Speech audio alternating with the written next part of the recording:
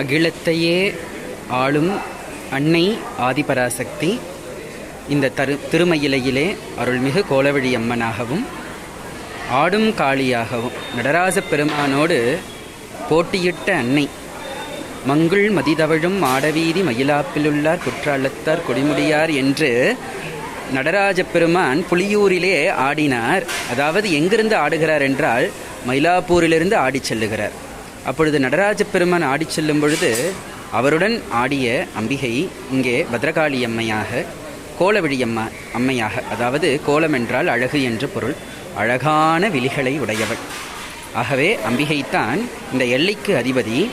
இவளை வழிபட்ட பிறகே திருமயிலை கபாலீஸ்வரருக்கு விழாவாகப்பட்டது நிகழும். இந்த கலியுகத்தில் கண்கண்ட தெய்வங்கள், நிதர்சனமான தெய்வம், வேண்டுவோருக்கு வேண்டும் வரங்களை அருளக்கூடிய, தாயென காக்கக்கூடிய அம்பிகை கோலவழியம்மன் பத்ரகாளியம்மன். வாய்ப்பிருப்பவர்கள் அனைவரும் வந்து அம்மையை தரிசித்து அவளினுடைய அருளை பெறுமாறு பணிவன்போடு கேட்டுக்கொள்கின்றேன். கருணை கடலானவள் அன்னை ஆதிபராசக்தி இந்த கோலவழியம்மன். ஓம் சக்தி பராசக்தி, ஓம் சக்தி பராசக்தி, ஓம் சக்தி பராசக்தி.